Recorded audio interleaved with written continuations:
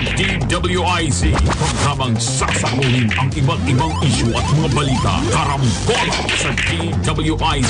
Tatalakayin, hihimayin at pagtatalunan ang iba't ibang mga isyu. Karambola sa DWIZ. Programang pwede kang mag-group shot pero pwede ka rin mas-crash.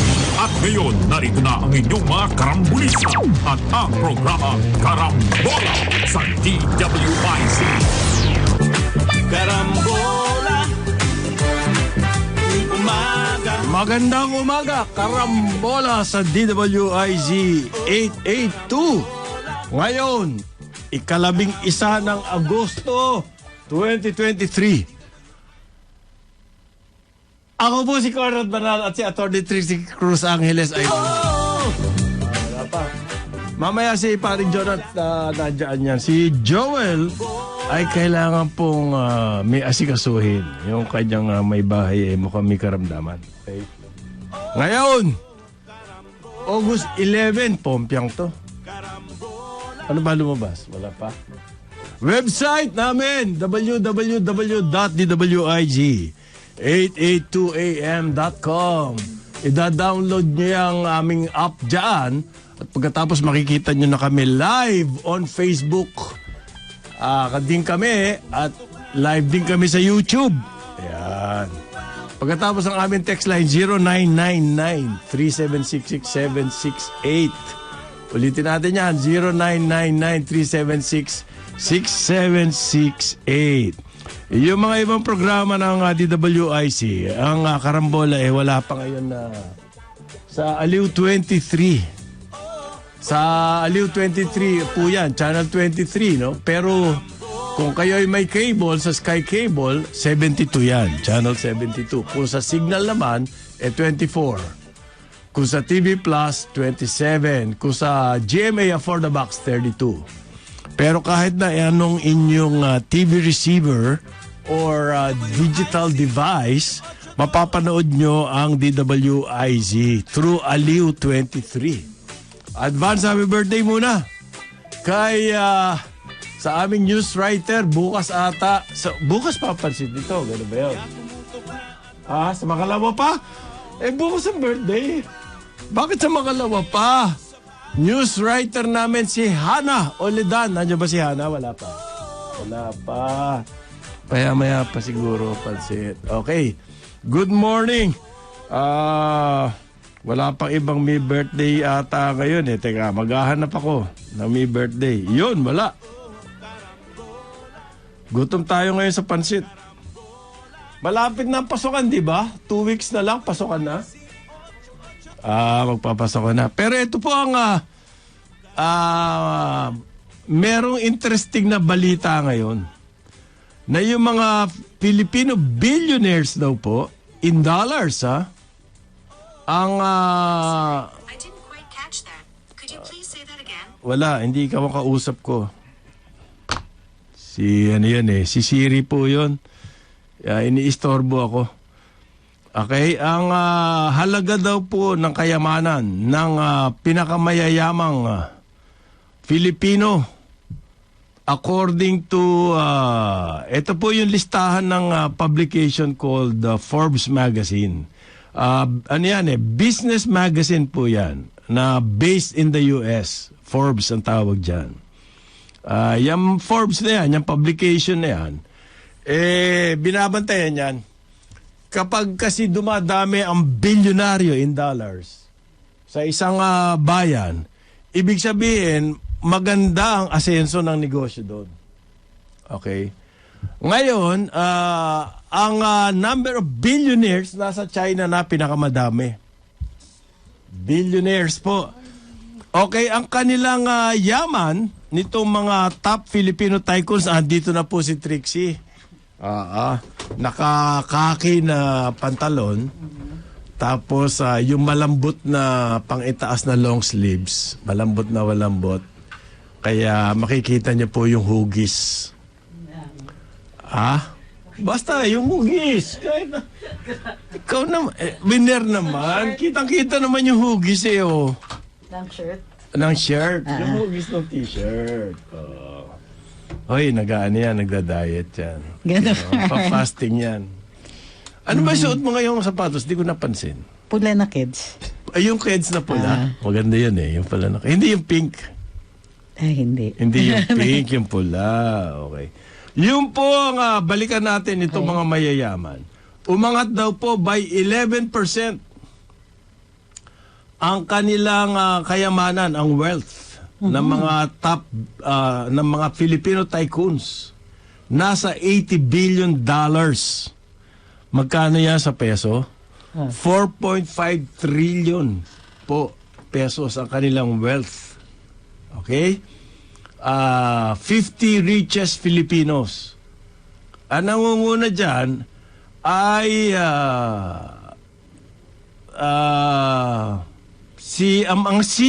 mga C, Shumart, Okay. SM, yung mga magkakapatid na C. Okay? Pumapangalawa si Manny Villar. Yung C, magkakapatid na C, Tessie C, Henry C. Jr., Hans C., Harley C., mga ganyan po. Tsaka may mga kapatid pang babae yan. $14.4 billion. Si Manny Villar, $9.7 billion. Pangatlo si Enrique Razon, $8.1 billion. 8 billion. Ang tina. Oo, yung top 3 na yun, yung top 3 pa lang na yun, mahigit sa 30 billion na. Okay. May ang kanilang dollars, ano? Ang kanilang kayamanan. Dahil 14 ang C family, another 17 itong Manny Villar at saka Enrique Razon, mahigit 30 billion. Yung number 4, malayo na. Nasa 3 billion na lang. From 8, ang laki nung agwat, ano? Ang $3 billion, Ramon Ang. Tapos yung Tony Tangkakkyong, ito po yung Jollibee. 3 billion. Number 6, ano to? Rumire Mate. Okay. Ang lakas ng dating nito. Number 6, Aboitiz family po. Nasa 3 billion. Tapos yung mga magkakapatid na Gokong Wei. Ito yung mga tagapagmana ni John Gokong Wei Jr. Kapatid at anak. Kapatid at anak. Nasa $3 billion. Okay? Pagkatapos, number 8, yung Construction King, si Isidro Consunhi. At yung kanyang mga kapatid, nasa 2.9 billion. Hindi magkakalayo ito, number 4 hanggang number 10. Hindi magkakalayo. Ramon Ang, Tony Tangkakkyong, Aboitiz family, Lance Gokongwei, Isidro Consunhi, Jasa Jaime Sobel de Ayala. Siguro kung pagsamasamahin mo rin yung mga Ayala, baka nandun yan sa top 3. Oo. Kasi kay Jaime Pinaghati-hati. Gusto. hindi, ano to, yung Jaime Sobel, ito yung tatay. Okay. Yung si Jasa kasi pala, mali ako. Si Jasa, Jaime Augusto Sobel de Ayala. Pero yung patriarch nila, si Jaime Sobel de Ayala. Ito yung naging ambassadors dyan sa London. Court of St. James. Noong panahon ni Marcos. Okay? $2.8 billion. Siya lang yun, siguro. Hindi kaya pamilya niya yun. Palagay ko pamilya na rin to. 2.8, malaki. At pansampu, Lucio Tan. 2.6 billion. Okay? Laki ng... 11% po ang in-increase ng kanilang wealth. Samantalang ang economy natin, bumagsak, ay humina ang pag-unlad. Nasa 4%. Anong indication yan? The rich get richer. The rich get richer? Pwede. Pwede. Walang trickle down? Kasi ito namang sita ko rito sa Forbes. Yung kanilang listahan na yan, based on stock market. So based on the value of their holdings. Isang public corporation. Okay. So hindi talaga yan very... Hindi siya accurate. Hindi siya masyado. Ano lang yan? On the Kung basis maganda market, Mataas ang sila, value mataas, nyo. oh. Ng ano Correct. nyo. Marami dyan na nakatago na hindi naman mga private private corporations, not public. Halimbawa, isa dito, meron siyang korporasyon na Memorial Park. Pero publicly listed dyan. Pero ang ginawa niya, hinawakan niya yung mga shares na yan. Ang taas ng value nung Yeah. ang valuation ng Forbes noon based on the market price na Hawak niya. artificial kasi hawak niya lahat. Hawak niya lahat. Yung ganyan example. Kaya siya. Sasabihin ko na si Manny Villar yun. That's why billion yung value. Meron pa namang Memorial Park na ganun kalaki halaga. Hindi rin ganun ka Public yan. Hindi ganun ka-accurate. But it's an indication pa din na ang ating mga nando sa Taas. creme de la creme napakadaling gumawa ng pera. Pero dito sa atin, sa baba, kamukha nga ngayon, ang GDP growth rate natin for second quarter, parin Jonat, Bumaba. maiiyak ka. Bumaba. 4.3%. Ang target natin 6 and 7, between 6 and 7. Maiiyak ka dyan. Anong dahilan yan? Hindi natin alam.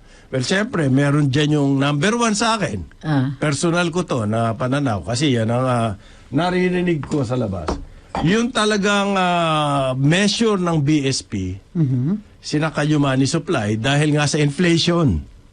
Okay. Therefore, yung paghina ng ating growth rate, may kinalaman doon sa inflation rate. Of course. Ang maganda dyan naman, bumaba na rin inflation, nasa 4%. Within target na tayo. In other words, kinailangan nating isakripisyo muna ang growth rate Sakalin natin muna. para madali natin yung inflation. And from here on, na sinasabi nila, maganda na ang Well, we better be dahil nagdidelikado ang ating fiscal side. Okay. Ang sinasabi ni Ralph Recto, ano yun? Every day, ang kailangan utangin ng gobyerno 4 billion pesos every day. Because of the laggard revenue collection. Yung revenue collection po yan, may kinalaman yan sa pag-unlad na economy. Yes. Okay? So, mahigit 60% na ang ating debt to GDP ratio. Ano po yan? Yung, yung utang ng ating pamahalaan, national debt, kung tawagin, yung pagkakautang, nasa 60% po ng ating total economy. Malaki po yun. Nasa 30 lang yan dati. Okay? Lumobo nito. Dahil sa pandemic. Okay, ng 60. At saka din sa bill. Okay, kinailangan natin ng malaking budget ng gobyerno. Dahil naghahabol tayo. Yan. Hindi ho problema yan kung tuloy-tuloy ang pag-unlad na economy. Kasi sa ibang bansa, hindi problema nila yan. Kasi tuloy-tuloy. May ibabayad at ibabayad. Kagaya ng Japan. So, hindi maganda sinyalis yung lumalaki ang iyong debt to equity, debt to GDP, at bumababa ang GDP growth. Mahirap yun. Ang tingin naman nila, sa next quarter, titignan natin. Baka ano lang to, sanhi nga ito nung talagang talagang sinakal ng gusto para nga makontrol yung inflation. Blip lang to. Maraming masamang indication yung ating foreign direct investment down also. Down din. Okay. So, ang ating tourism, hindi naman ganun kalaki din. Buti na lamang yung remittance. Ang remittance ang nagsasalba sa atin. So, yan po muna tayo sa negosyo kasi alam ko, according to surveys, ang mga Pilipino, ang pinag-iisipan ngayon, gut issues. Yes. Hindi West Philippines eh. Hindi po eh. Hindi ba gut yan? Hindi po. Malayo eh. Ganun ba? Pero tuloy-tuloy pa rin ingay. Sa West Philippines. As if it were a yung gut mga senador issue. nag-iingay pa rin. Yan po ngayon ang issue. At ang malaki ngayon, magpapasokan na. Yan. Maraming balita sa Department of Education. Yun, okay. Ito ang ating pag-usapan ngayon. Okay. Tapos na yung report ko dun sa malaking ano yan DepEd tungkol na, dun sa education. Okay. Trixie, Yes pare po. Jonat, in-adjust na raw ng Department of Education ang school curriculum. Ang tawag ngayon, matatag curriculum. 2 taon ni-review ito. Panahon pa ni Secretary Briones. Yes. Nakumpisa na yan. Sinimula na ang review at ngayon ini-implement ni Vice President na Education Secretary na Sara Duterte ang adjustment po sa K-10 curriculum. Binawasan na raw po ang learning areas. Okay. Magmula sa 7, ginawa na lang 5. Okay? Under the adjusted Curriculum. language. Yan. Siyempre, importante yan. Okay. Language. Ano yan? Dalawa. Yung native at saka yung English. Pero yung native tongue, merong ano yun eh. Mother tongue. Mother tongue. Mother tongue. Merong kwan yun eh, hanggang anong grade. Early learning lang. Early learning lang yun. Siguro up to Tama. na yan.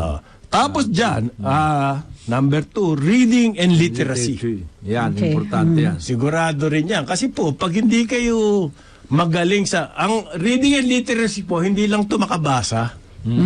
Naintindihan mo. Dapat Comprehension. naintindihan mo. Yan, comprehension. Reading comprehension yan. Okay, nahuhuli ho tayo dyan. Based on the test. Yeah. Tapos, mathematics. Yan, importante yan. Okay? Ito, makabansa. Nationalism. Sa akin, napaka-importante nito. Okay. Nadagdag yan. Ano yung... Yung makabansa na lump dyan together yung mga history, yung mga ganyan, social studies. Social studies lahat. Very good. Kasi sa present system po yan, mother tongue, number 2, Filipino, number 3, English, yan pinagsama-sama yan. Oo. Okay? Mathematics, araling panlipunan, social studies, music, arts, physical education, and health, tsaka edukasyon sa pagpapakatao. Okay. Ngayon, naging 5 na lang, good manners and right conduct, Yan. nationalism, mathematics, reading and literacy, language. Asa na science? Hindi, yung mathematics kasama na dyan yung May science. Ayan. Tama nga naman. Kasi kung bobo ka sa math, patay ka na sa physics. So yan ang workout ngayon. Ayan ho ang matagal na pinag-aralan na to. Ang tawag dyan, matatag curriculum. Ano ibig sabihin nito? Mababawasan ba ang oras nila sa paaralan? Hindi. Hindi po. Kino-collapse lang nila yung, yung subjects. Ang magiging isa sa mga challenges dyan, yung pag re-retrain or pag re-reskilling ng mga teachers. Yeah. Ayun, maganda doon. Importante yun. Important. Babaguhin mo curriculum. Kasi Babaguhin mo din babaguhin yung mo yung curriculum. teachers. So, kailangan meron kang programang ganun. I understand, malaki ang kanilang gugugulin tungkol dyan, pati yung mga summer programs for teachers, etc. and everything. Kaya, at saka, babawasan na nila yung administrative work ng teachers. Mabuti yun. Yeah. Kasi yung mga nag-hire teachers, sila, grabe ang burden sa teachers. Nagtuturo ka na, ikaw pa pag may dumating na bisita, ikaw pa magluluto. Ikaw. Grabe naman yun. Yes. Hindi. Ano yung katulong? Nangyayari yun. Nangyayari? Ikaw din ang guidance counselor. Ay, siyempre. Tapos ikaw rin Ikaw rin utangan ng estudyante. administrative officer. Totoo.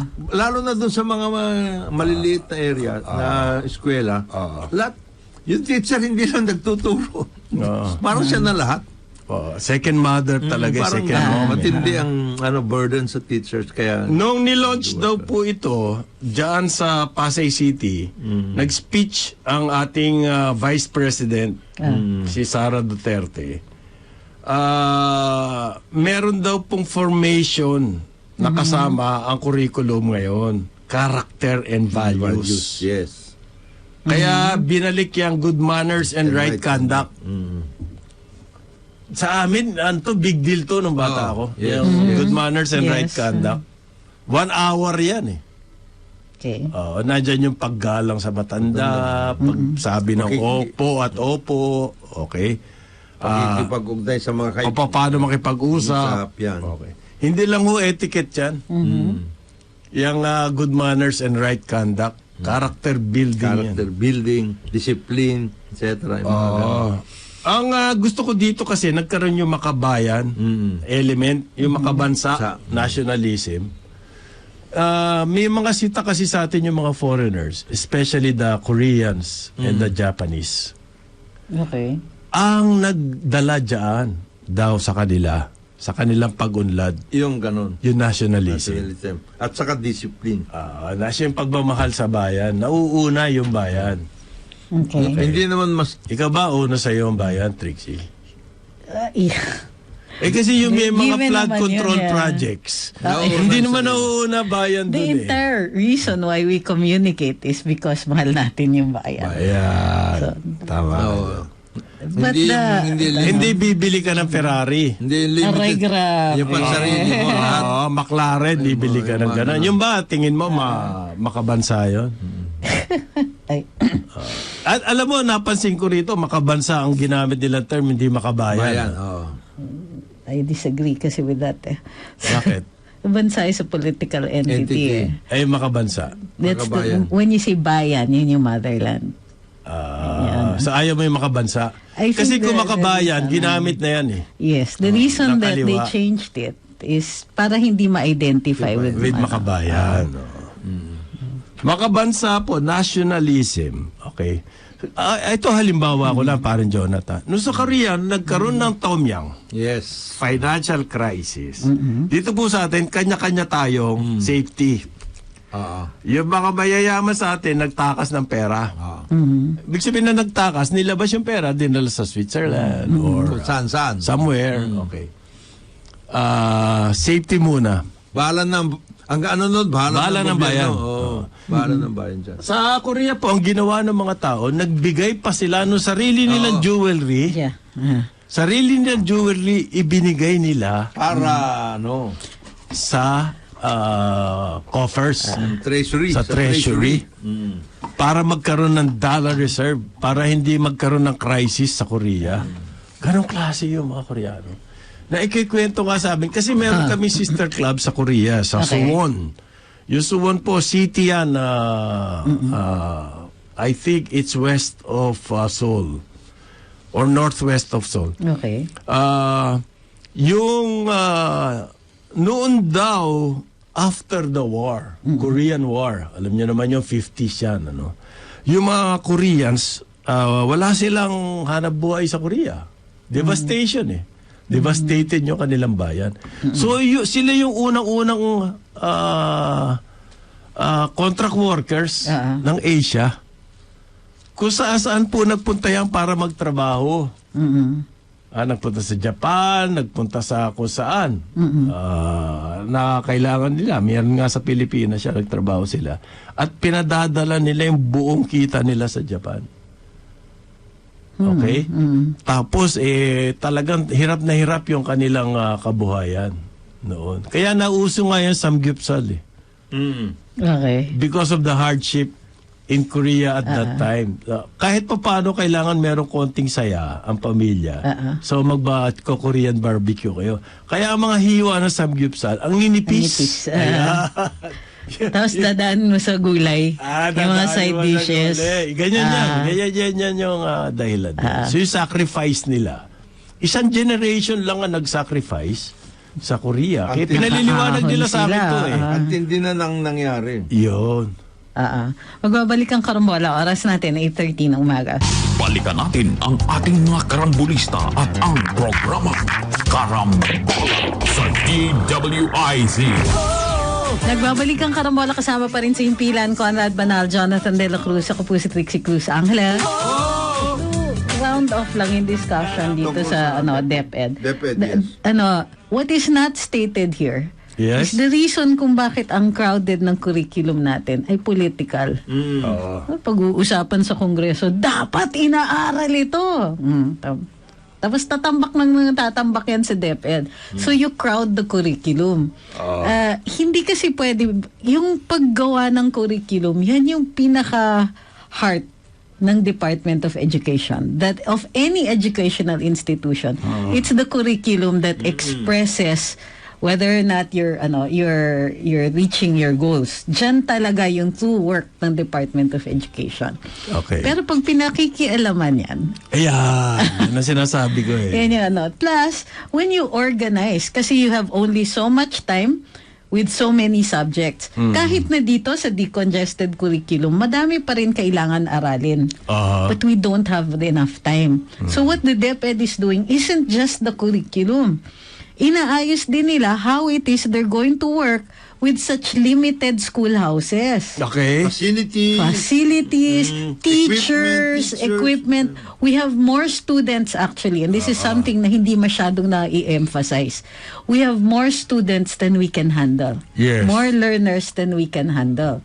But we handle it, we have to do. Kasi ito yung basic na government obligation. The fact sa of the mga matter tao. is, attorney, kailangan talagang reform.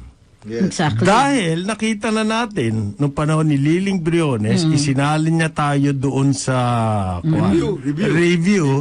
Malalaman natin anong standing natin alongside other countries kung ano ang estado ng ating edukasyon. At doon nakita natin kung lelat tayo. Correct.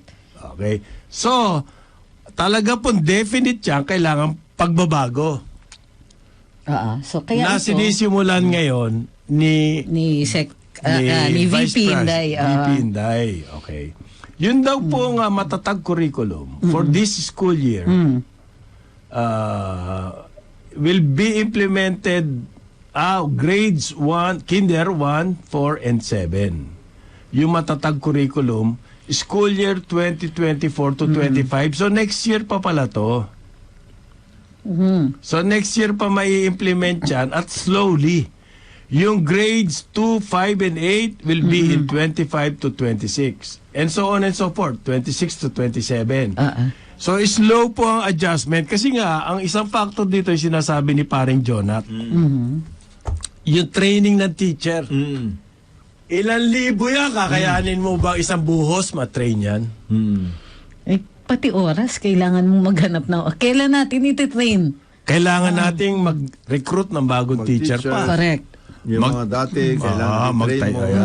Yan po yan. Kaya, Tapos mag-upgrade ka. Na-train mo na, a few years down, yes. you have to upgrade those yes. skills. Baby steps kung tawagin. And then yung facilities nga. Yung facilities is not just this, room, Yes. Kasama na dyan yung equipment nila. Kasi lalo na, Okay. ang sinasabi ngayon ni na BP, ni na Education Secretary Sara, magkakaroon na ng e-learning models.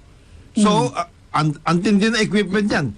Mga laptop, kung ano-ano, pati yung simultaneous na ng isang guro all over the place. Antindi ng requirements yan. Antindi ng... kaya kailangan yung transition maayos, hindi yung isang bagsak. Hindi naman mangyayari talaga yun eh. At saka, kung maari, as much as possible, i-depoliticize natin pati yung selection ng mga teachers. Yan, Bakit di pa promotions. nakasa Pare. dyan? Ay, nako. Pag okay ka kay Mayor, Mga pasok ganun. ka na. May mga ganyan eh. Di ba merong exam yung mga teacher? Meron. Pag di ka nakapasa doon, di ka pwede magturo ba? Select. Meron yan. Meron Pero yung basic, promotion, pero yung kung saan promotions. kailalagay, diyan ka ba sa central school o doon ka sa barangay, gano'n, alalay, mga gano'n eh. Meron akong Na-repeal na ba yung Trillanes Law? Isa pa yun eh. Oh, Na-repeal I think suspended na-repeal na yun yung or suspended. Oo. Okay. Ano yung Trillanes Law? Yung parang MCLE, Oo, pero ni-require niya sa lahat ng lagi magseseminar. lahat ng professions, Kumikita doon, yung nagpapaseminar. Oh, tapos imagine mo yung mga teachers. Yun pala yung Trillanes Law. May kasunod na words yun na hindi natin pwede gamitin on air. Ito daw po ay for the first time, ito gusto kong banggitin to, no? Naya ang bagong curriculum po na yan ay inilahad, nagkaroon ng public review. Kaya matagal yung process sinimula ni Liling Briones. Kauna-unaan daw to na national curriculum na nagkaroon ng public scrutiny. Ibig sabihin, isinali nila yung mga parents, yung mga educators, yung mga hindi lahat inimpose from the top ng Department of Education. O lahat kayo dyan sa baba sumunod. Ginawa po itong curriculum, matapos kumbaga nagkaroon sila ng consultation public. At yung mga nakuha nila doon, in-incorporate nila dyan sa curriculum. So, nagkaroon pa nga sila ng survey at ang resulta, 96% approval na yung resulting na curriculum. Among teachers, students, both public and private school, private school owners, government agencies, private organization, NGOs. Nagkaroon ng 96% approval. Maganda-ganda pong takbo nito para sa akin. Ano ba yan? Nasa batas ba yung curriculum, Trixie? Hindi. Adjustable yan. Hindi nga flexible. dapat nasa batas. Hindi nga dapat kasi nga Flexible dapat. you have Kasi to be papakialaman flexible. yan. Oo, tsaka, you don't want politicians setting your curriculum. Yes. Mamaya, aralin natin yung buhay ng mga magulang nila. Oops. Meron bang naman? Meron bang ganon? Oops. Ginagawa lang pangalan ng kalye. Pangalan ng school buildings building. kaya. Ay, Oh. naku. Yung airport, okay lang. Pangalan ng airport. Yung, Bokot. Hindi? Hindi siya okay. Irita na nga ikaw naman airport lang Lang! Airport lang Every time- Ayaw mo pa? Cause and effect yan Hindi natin alam kung yung pangalan yung nagkukos ng gulo o yung gulo dahil Yung airport minalas dahil sa pangalan, hindi naman pwede yun. Kaya nga Di ba? pa-privatize na yan Pa-privatize na yan. Aboitiz International Airport na yan. Pero, tama. Ang daming grabe ang burden ng eduk, we really have to load yung ginawa ni na Secretary Briones at tinuloy ni na VP. Kasi Once and for all, let's ang find hirap, out. ang hirap niyan kasi for a long time everybody and his brother talagang very passionate about K-12 ganito ganyan. Yan na, it's our wag ninyong cast in stone yung It's our road to success. Yung ganon. Nakita na natin. Wala pala. Wala pala nangyari. Tsaka yung textbook na yung mga 4 tracks, it didn't work. Did work. Totoo yung mga textbook, hindi naman sila job ready.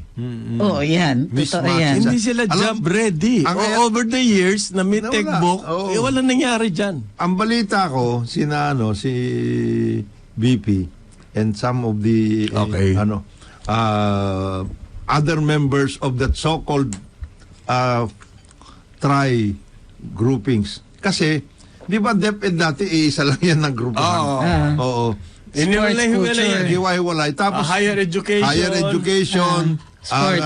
sports, Culture. culture, tapos yung TESDA, lahat. Supposed to be yung hiwa-hiwalay para magkaroon ng concentration, etc. and everything. Okay. Pagkatapos, dapat nag-meeting ito para yung policy group nila. Correct. Never pala nag-meeting yan. Oh my God. Nag-away. Nag-away yan, They had their own ways. Patay. Kaya ngayon, ang sinasabi nila, BP, hindi, tignan natin ulit ito. Kasi integrated naman ito eh. Oo. One impacts on the other. Hindi pwedeng kanya-kanya kayong ruta. Correct. Hindi pwede yun. Pero mahirap rin pag coordinating lang. Walang compulsion Walang compulsion. So, halimbawa, naalala nyo, yung pinatanggal yung teaching of Filipino, yung grammar and all that, sa college, nakalusot yun. Kaya, hindi ko alam what other universities are doing. Sa UP, tuturo pa rin nila. Pero hindi na siya compulsory. So, can you imagine not being fluent or semi-ignorant in your own national language? ginawang elective. Kaya nga, Manong, yung... Naalala nyo kung sino yung nag-propose niyan? Manong, yung tusok. The fishball? Fishball. May tusok the fishball. Dati Diba? kasi ang laki ng agwat. Pag private school ka, Yes. Oo. ang laki na agwat mo sa public. Oo. Hindi na ngayon. Hindi. Okay? Dati sa UP, ang nakakapasa lang dyan, karamihan galing sa private schools. Kasi high quota system yan eh. Pero dumami na rin naman ang state colleges and universities. Na matitindi. Okay? Na matitindi. Yung mga mayayaman doon sa lugar na yon, hindi na sa UP nagpupunta. Doon na rin. So pagdating dito sa UP Diliman, may chance na yung mga galing sa public school. Dahil kumbaga na, dati from the provinces, all the brightest, Pupunta sa UP. pupunta sa UP dito sa Manila mag-aaral eh. Kaya maganda rin yung nagkaroon ng mga state colleges and universities sa labas. Marami. Bawat probinsya meron. Meron. Bawat probinsya meron. Nakaganda rin. Sana nga bawat city merong Actually, yan ha? city college. Yung mga city colleges meron. Marami rin yun. Marami rin yun. Oo, kasi city funded.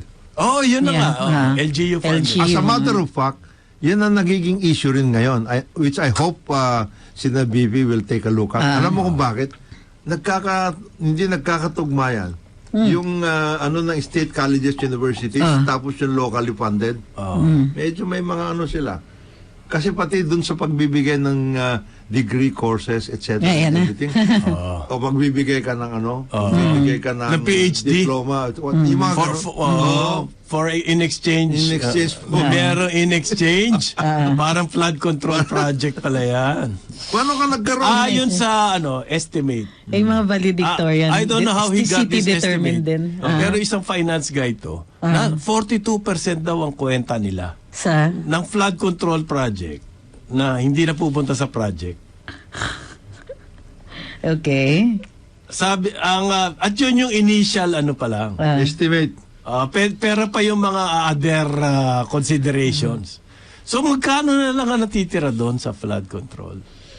Makikita mo sa taas ng tubig. Tapos sa CCC nitong si Most Traveled, yung mga reclamation project. Grabe na. Parang, I don't doubt that there is some measure contributed to that. Not a lot. Kasi, paano mo i-explain yung baha dun sa north? Ano i-explain yung Hindi, tsaka, ito matagal ko na sinasabi. Yan pong Manila Hotel, yung part na yan, yung Rojas Boulevard, Reclaimed yan. lahat siya reclaimed. Tough nga ang Anything outside of Intramuros, reclaimed yan. Reclaimed ko yan. So, outside of the... Bakit hindi nila sinasabing sila yung mga Rojas Boulevard na yan, yung nakakakos na flood? Well, of course not. Real estate yan. Eh. Bakit bigla, pag may bagong reclamation, that will cause flooding? Nga eh. Kasi po, ang tinitignan dyan ng mga engineers, ng mga planners, elsewhere in the world, ang dami reclamation. Tokyo, Singapore, the Netherlands. Half of Singapore. Reclamation. Paano hindi bumabaha? May engineering silang ginagawa. At yung ba, Ganyan yung Netherlands. Below sea level sila. sabi kasi ni Most Travel, lahat daw suspended, mali raw si Marcos. Kasi sabi ng presidente, merong isa. Na tinutuloy. Sabi, mali daw yan. Lahat daw yan suspended. 22. I want to know. Pwede bang privately mo i-contra yung presidente? Mag-usap kayo para lumabas yun. Hindi, mali daw eh. Even the one that President Marcos mentioned. Sabi po ng DENR, lahat yan suspended. I want to know where this ito, no? Where this Hindi kasi hindi naman siya bata ni BBM eh. Doon siya sa ibang kampo eh. I want to know where these 22 reclamation projects are. Kasi ang bilang as of last count was only 7 or 8 eh. Yeah, 6 nga. 5 lang yung nandito yung sa Metro Manila. Dito. Meron mga iba kasi outside na, Cavite na. Oo. Kasama dyan yung Cavite, yung Langli. Sangli. So we want to know. ano itong 22, ano to, projects nito? Reclamation. O, saan yan? At saka, hindi lahat yan nagtatrabaho. In other words, nag-comments na, if there are any kind of reclamation, we only know of 3. We have to take our time, sabi po ni Loizaga. Kasi beginning with those that are ongoing, because they're in fact already impacting the areas. Of course. And then we will graduate to all those with to all those in fact still not yet begun. Paano ba, ano klase English 'yon? Ano daw? We have to take our time. Okay. Really beginning with those that are ongoing because they're in fact already impacting the areas. So yung mga nandyan na, may impact na. Okay. And then we will graduate to all those in fact still not yet begun. So yung mga hindi pa nag-uumpisa, yun yung susunod. Ang daming words.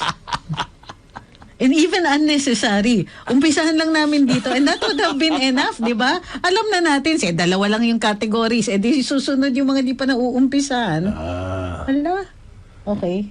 Ang interpretation po Kaka-travel ni yan, Ralph Rector rito, who is a House Deputy Speaker na dating senador. Ang balita ko, Babalik ba siya? hindi mag-governor ng Batangas. Graduate na si Dodo. Mandanas. Ay, And who is So the kababayan daw is clamoring for Ralph Rector to And who- replace Dodo. Kasi sino na naman baka kung sino na naman umupo daw dyan. And who is in fact a noted economist, ha? Natalo to sa Senado Dahil dun sa kanyang ginawa eh. which It's which ang what? popular movie. Yung VAT. But necessary. They had to rescue the Ang sabi The niya po, economy or ang the ginawa ng treasury, presidente, nilagay lang sa neutral. Yes. Yung sasakyan ko, baga nasa sasakyan ka, nasa kwarta ka na. Oo. Inyo Teka, neutral. dahan-dahanin muna natin. I-neutral muna natin sa post na. Hindi ibig sabihin po niya, scrap yan. Oh, hindi. It's a political stand. Yes. Para rin yan yung sinasabi ni Governor Remolona na huwag tayo masyadong drive. Ka lang masyado. Madata pa tayo.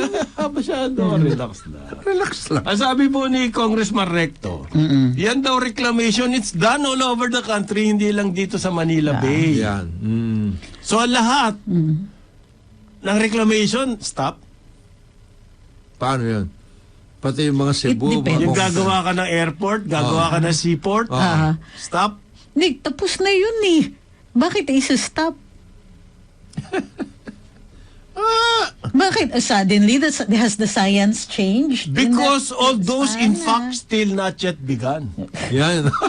Please be advised. Please be advised. Ako,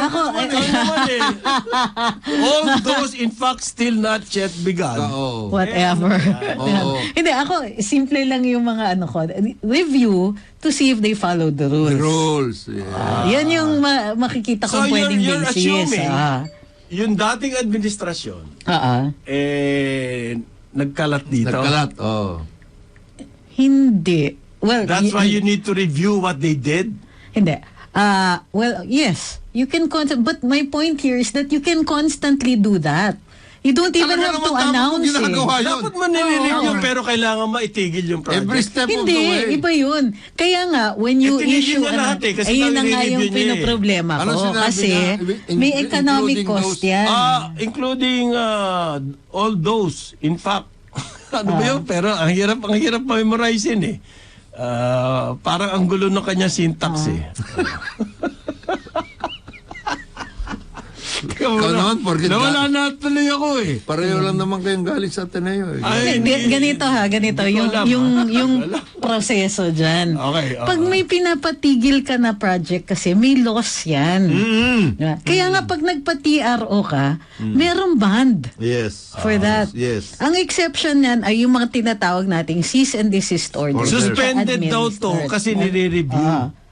And So it ang will take assumption time. mo, It will take time. it will take time. Yun ang problema doon. It will take time. And maski daw yung ongoing already impacting the areas, All those, in fact, still not yet begun. Ah. Kasama daw yan. Yan.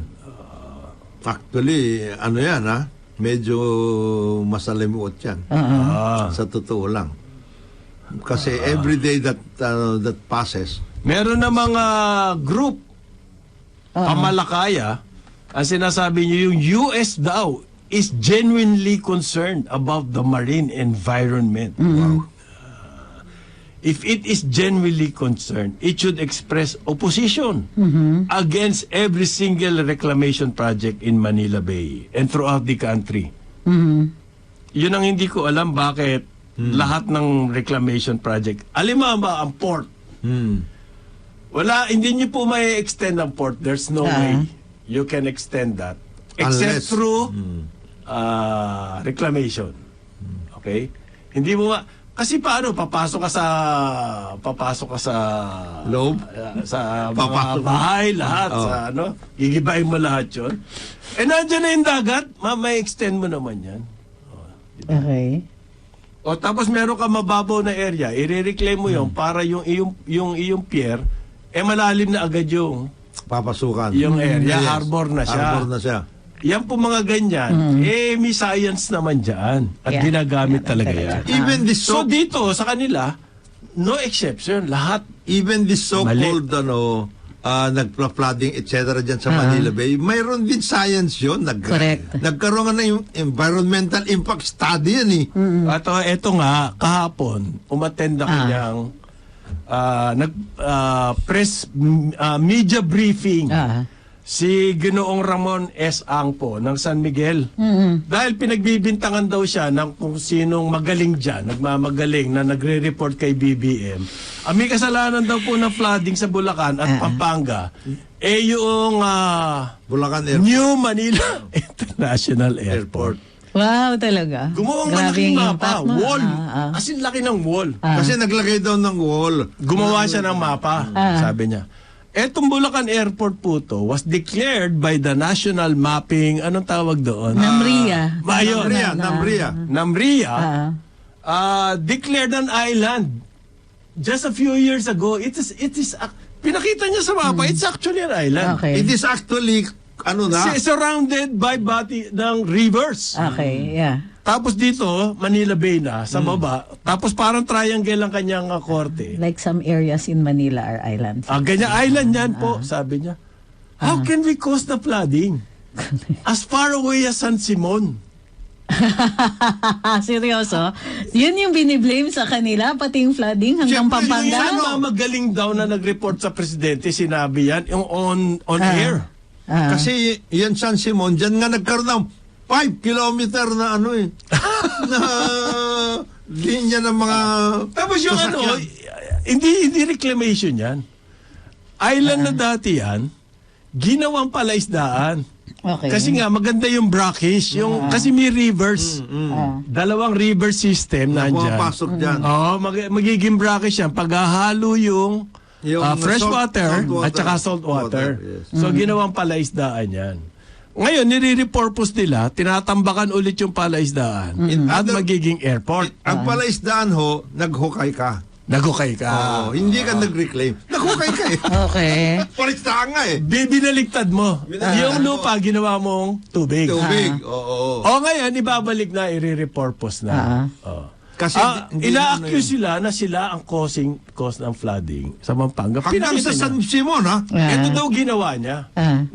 Nung narinig niya yan, nasabi ang Bulacan Airport ang may kasalanan ng flooding. New Manila Teka, International sabi, Airport. baka pati yung baha sa Zamboanga kami masisi. Mabuti pa, matignan ko ito. Nag-helicopter daw siya.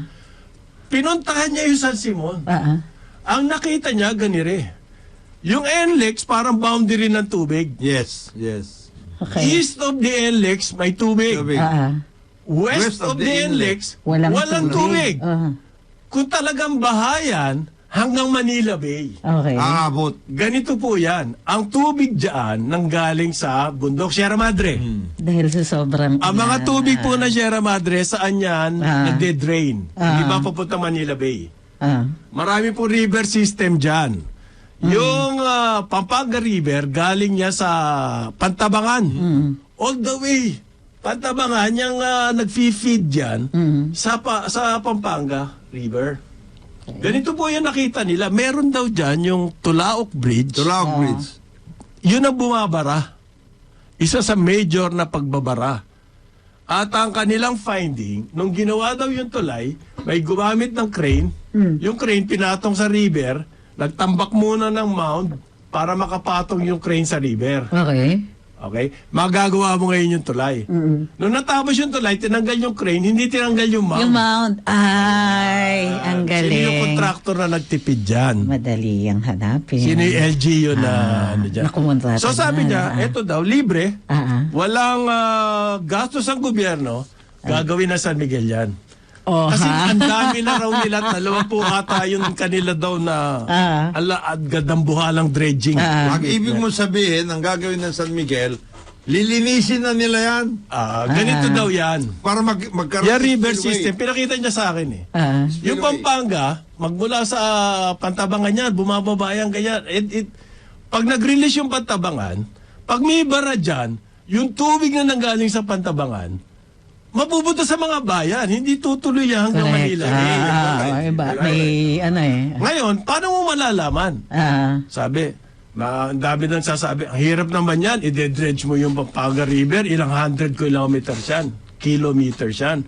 Sabi niya, tanga, hindi ko i-dredge yan. Meron na raw system ngayon, science, na para bang yung sonar ng mga barko. Malalaman mo kayo nasa ilalim.